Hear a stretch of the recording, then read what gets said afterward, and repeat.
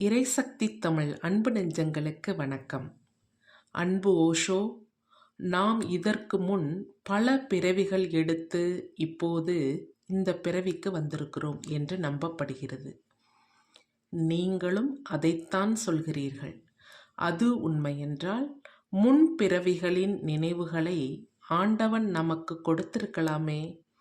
குறைந்தது சென்ற பிறவியின் நினைவுகளை மட்டுமாவது அவ்வப்போது நமக்கு நினைவுக்கு வருவது போல் இறைவன் கொடுத்திருக்கலாம்.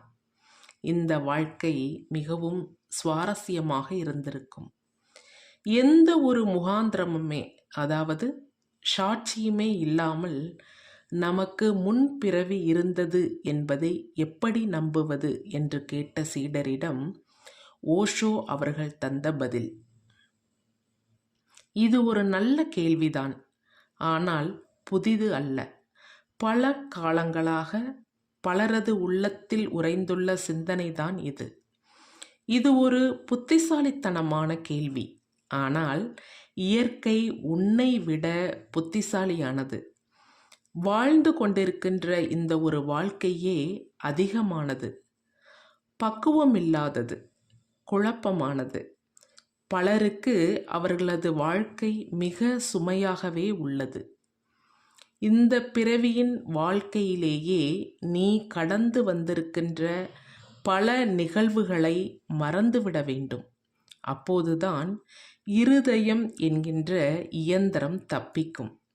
இதில் கடந்த ஒரு பிறவியின் நினைவுகளும் அவ்வப்போது சேர்ந்து கொண்டால் என்னவாகும்?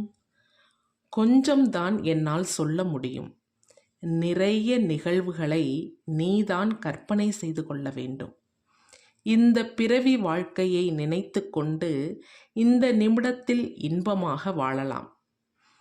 அப்படி வாழாமல் சென்ற பிறவியில் நீ யாருக்கு அதிக அளவில் பணம் கடன் கொடுத்திருந்தாயோ அவனை தேடி தேடி அலைவாய்.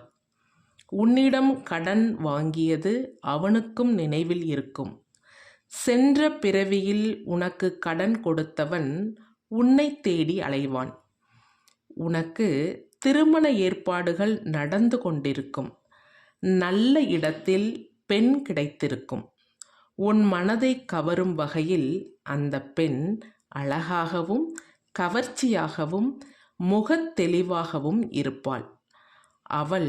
அவளது சென்ற பிறவியில் ஒரு தாசியாக இருந்தவள் என்பது உனக்கு அப்போது தெரிய வரும். என்னவாகும்? அதை விடு. மனப்பக்குவம் இருப்பவர்கள் அதை பொறுத்து கொள்வார்கள்.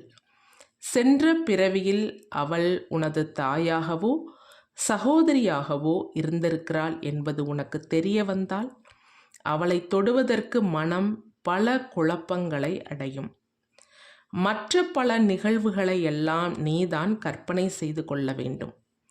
நான் இந்த வாழ்க்கையிலேயே இறந்த காலத்தையும் எதிர்காலத்தையும் பற்றியும் நினைக்காமல் இந்த கணத்தில் மட்டுமே நிம்மதியாக வாழ்ந்து கொண்டிரு என்று சொல்லி வருகிறேன்.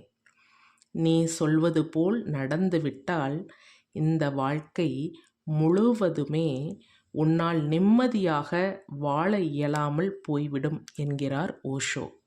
இந்த பதில் உங்களுக்கு பிடிச்சிருந்ததுன்னா லைக் பண்ணுங்கள், சப்ஸ்கிரைப் பண்ணுங்கள், மறக்காமல் பெல் ஐக்கானை கிளிக் பண்ணுங்கள்.